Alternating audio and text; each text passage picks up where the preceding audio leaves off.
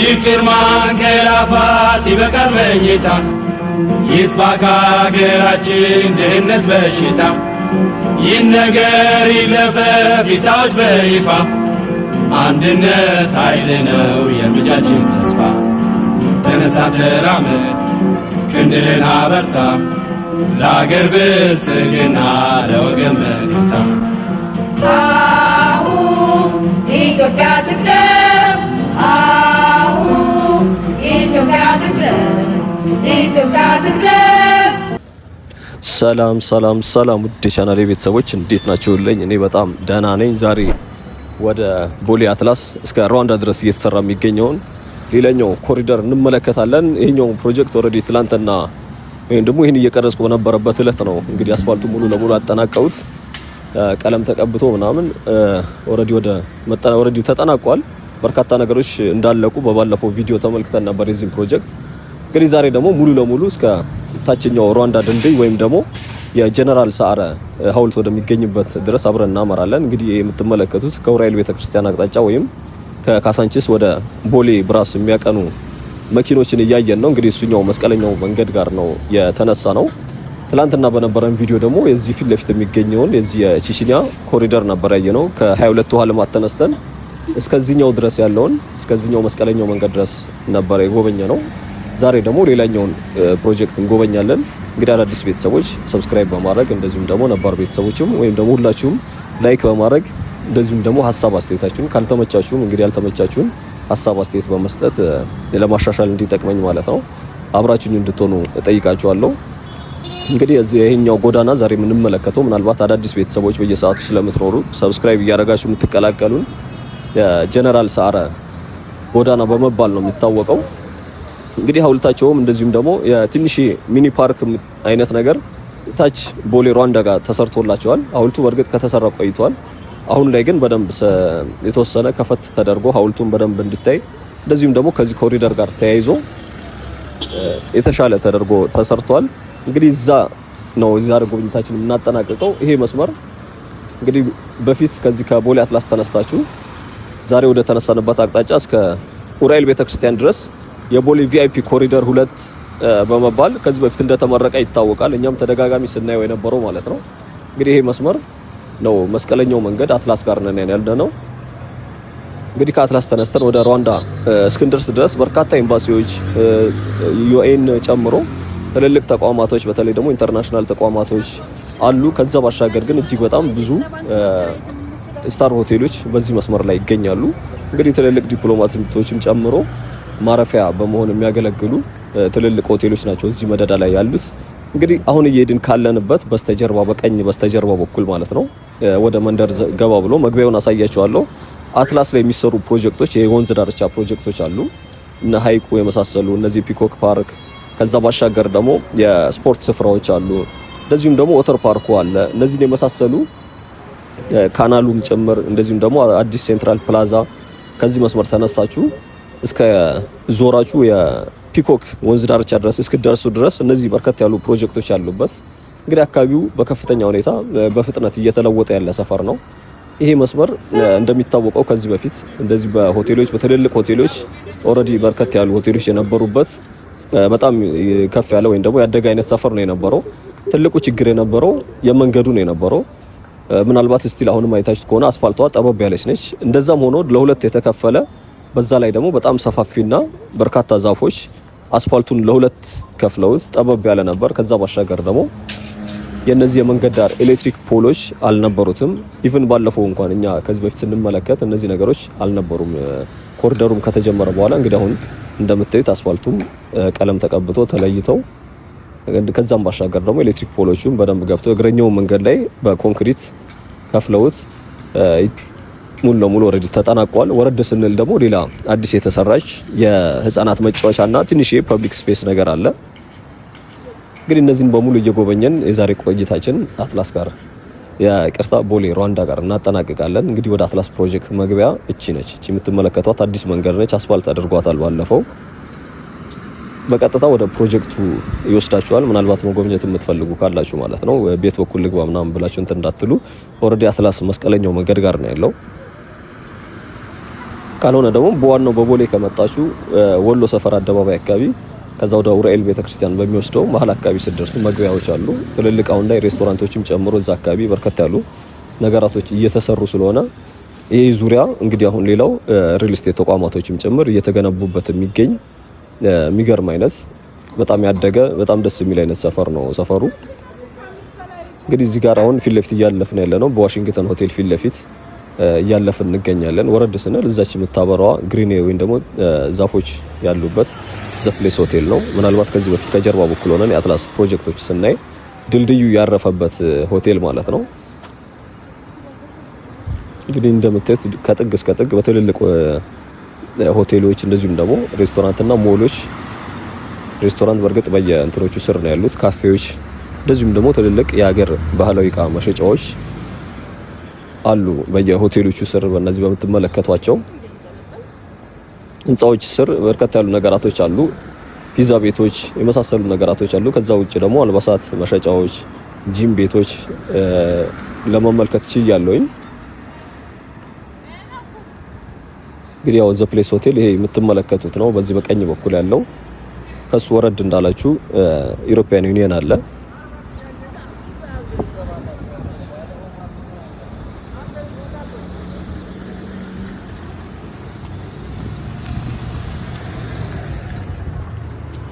እንግዲህ ወደ ታች ደግሞ ወረድ ስንል ከምንመለከታቸው ሌሎች ገስት ሃውሶችም በዚህ መደዳ በብዛት ይገኛሉ። እንግዲህ ዲያስፖራዎቹ ምናምን እንደዚሁም ደግሞ የውጭ ሀገር ዜጎች እዚህ መስመር ላይ በብዛት ይታያሉ። ምናልባት ሆቴሎች በርከት ያሉ ሆቴሎች መኖራቸው ሊሆን ይችላል።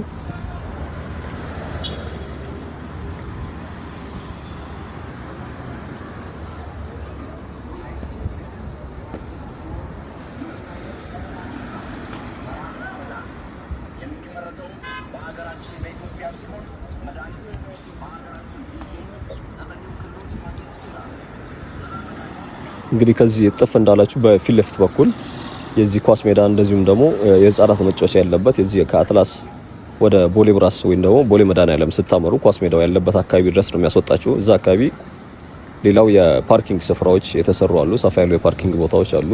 እዚህ መደዳ ላይም አሁን አዲስ የተጨመረው ሌላው የፓርኪንግ ቦታ አንድ ጨመር ብሏል። አንድ የተሰራ አለ በዚህ በደሳለኝ ሆቴል አጠገብ ማለት ነው። እንግዲህ ወረድ ስንል እሱንም እንመለከተዋለን። ኢሮፒያን ዩኒየን ፊት ለፊት አካባቢ እሱ ጋር ነው የተሰራው የፓርኪንግ ስፍራው።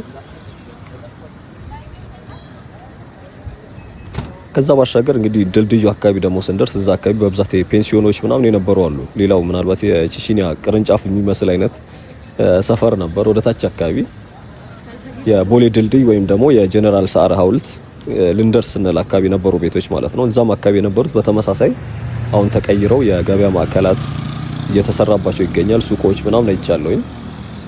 በዚህ በቀኝ በኩል ደግሞ የነዚህ እዚህ ሩዋንዳ አካባቢ የምትመለከቷቸው የፌዴራል ቤቶች አይነት የሚሰራቸው ምናልባት እነዚህ የህዝብ ተወካዮች ምክር ቤት አባላት ምናምን የሚኖሩበት አይነት ቤቶች አሉ። ልክ ከሩዋንዳ ወደ ወሎ ሰፈር ስታመሩ ያሉት ቤቶች ማለት ነው። ልብ ብላችሁ ከሆነ እዛ አካባቢ አንዲት ቤት ጫፍ ላይ አንድ ፎቅ እንደፈረሰች ይታወቃል። ከዛ መንገዱ በጣም ጠባብ ነበር፣ መዞሪያ አልነበረውም። እዛም አካባቢ አሁን በደንብ ሰፋ ተደርጎ ለእግረኛም እንደዚሁም ደግሞ ለመኪና ማቆሚያም የሚሆን የተመቻቸ አድርገውታል። በእርግጥ ዛሬ በዚሁ በቀኝ መስመር ማለት ነው እሱን ዛሬ አንመለከትም። በእርግጥ ወደዛ ስለምንሻገር የዛሬ ድልድዩዋ ስለሚሸፍነን ማለት ነው።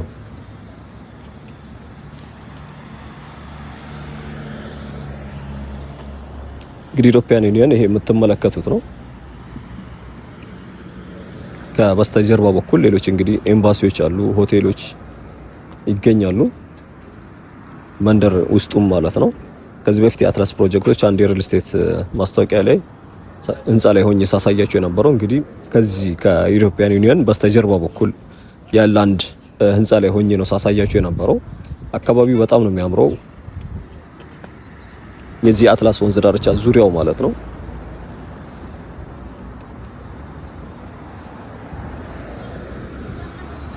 እንግዲህ ደሳለኝ ሆቴል እነዚህ ፊት ለፊት የምትመለከቷቸው ህንጻዎች ናቸው። የፓርኪንግ ስፍራውም እንደምትመለከቱት በዚህ በላይኛው በኩል አለ። ዞር ብዬ አሳያቸዋለሁ ካሜራዬን አዞሬ። እንግዲህ ይሄ ስፍራ ማለት ነው የፓርኪንግ ስፍራ የተሰራው።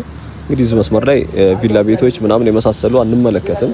እንዳለ በጣም የሚያማምሩ ትልልቅ ሞሎች እና ሆቴሎችን ነው የምናየው።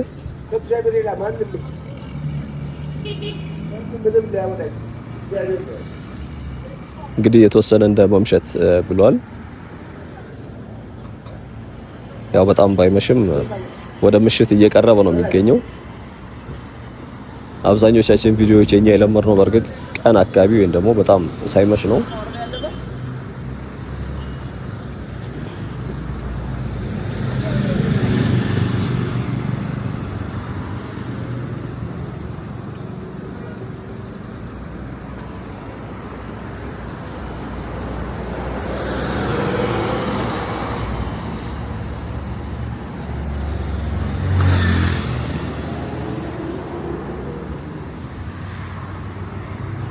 እንግዲህ በዚሁ መስመር እነዚህ የሚሰሩ ህንጻዎችን አለፍ እንዳለን በቀኝ በኩል ሌሎች የምንመለከተው ሱቆች ምናምን የተሰሩ አሉ። ከዚህ በፊት እንደ ኮሪደሩ ከመጀመሩ በፊት ጎሚስታዎች ምናምን ነበሩ እዚህ ታችኛው መስመር ላይ። ምናልባት ቪላ ቤቶች ያሉት እዚህ መስመር ላይ እነሱ ነበሩ። እዚህ መስመር ላይ ኮሪደሩ ከተጀመረ በኋላ አዲስ የተጨመረ ወይም ደግሞ የተሰራ ህንጻ የለም። ኦሬዲ የነበሩ ሰፈር ነው የነበሩ ህንጻዎች የነበሩ ሞሎች እና ሆቴሎችን ነው እያየን ያለ ነው።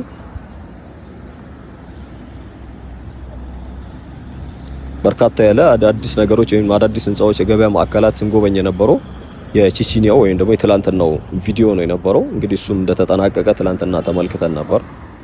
ምናልባት ያላያችሁት ፋሚሊዎች ደግሞ ካላችሁ የትላንትናው ቪዲዮ እንድታዩ ተጋብዛለሁ። ከዛ ውጪ ግን በርካታ አዳዲስ ነገሮች ያየ ነው። እንደሚታወቀው የዚህ የ22 ማዞሪያ ወደ ቦሌ መድኃኔዓለም በተለይ ደግሞ እስከ አዲሱ ስቴዲየም ድረስ እጅግ በጣም በርካታ ህንጻዎች ተገንብተው የገበያ ማዕከላት ተገንብተው ከዚሁ ከኮሪደሩ ትይዩ ጋር ማለት ነው ኢንተግሬት በማድረግ በአፋጣኝ ነው የተሰሩት። እዛ አካባቢ በርከት ያሉ አዳዲስ ህንጻዎች የተመለከት ነው ከኮሪደሩ ጋር እዛ ነው።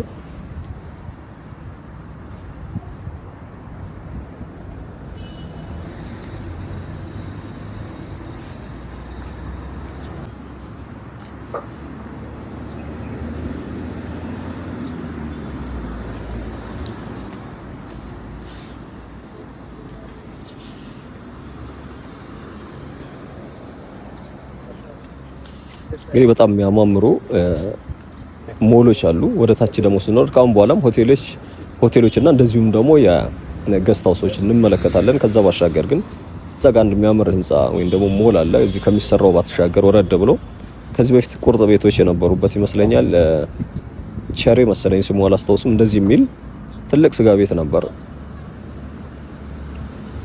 እዚህ አካባቢ ኮሪደሩ ከመጀመሩ በፊት። እንግዲህ በብዛት መኪኖች ቆመው የምንመለከት የነበረው አስፋልት ዳር እዛ ነው የነበረው። እንግዲህ ከኮሪደሩ ጋር ከፈረሰ በኋላ ወይም ደግሞ ይሄ ኮሪደር ሲጀመር ወደ ሌላ ቦታ ሄዷል።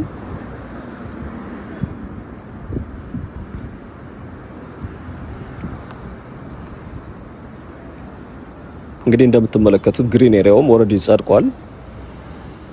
ልክ ትላንትና ስንመለከት እንደነበረው በተመሳሳይ ማለት ነው። ወረድ እንዳለን እንግዲህ በቃ ሱቆች እንመለከታለን፣ ገስት ሃውሶች። ከዛ ባሻገር እንግዲህ ሌላ የዚህ በሃኢ ቤተ እምነት የሚል አለ። ወደሱ አካባቢ ሻገር ብዬ በዛ መስመር እያለፍን እስከ ድልድዩ ድረስ ነው ዛሬ የምናመራው።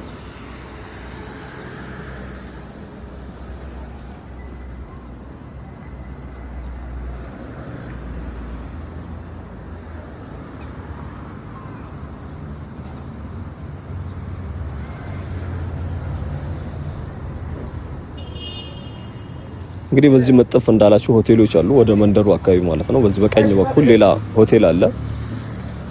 ፊት ለፊት የሚታየውም በቀኝ በኩል ያለው አንደኛው ህንጻ በተመሳሳይ እንደዚሁ ሆቴል ነው። እሱ ጋር እስከደርሱ ትንሽ ሱቆች አሉ። በርግጥ በዚህ በግራ በኩል ያሉት እንግዲህ የሚያማምሩ ህንጻዎች አካባቢ ነው። እንግዲህ ስጋ ቤት ነበር ያልኳችሁ። ወረድ እንዳልን ከነዚህ ከሆቴሉ ደግሞ አለፍ ብለን ግሪን ኤሪያ እንመለከታለን። እንደዚሁም ደግሞ የህፃናት መጫወቻ የሆነች ፏፏቴ ነገር በተመስል ሃይላይት ላይ ያያችሁት ማለት ነው። እዛ አካባቢ ነው የምናገኛቸው። እንግዲህ ከዛ ወረድ ስትሉ ደግሞ ሌሎች የሪል ስቴት ተቋማቶች እንደዚሁም ደግሞ የላውንደሪ ቤቶች የመሳሰሉ ፒዛ ቤቶች እንመለከታለን። እንግዲህ እስከ መጨረሻው ድረስ አብራችሁኝ ቆዩ።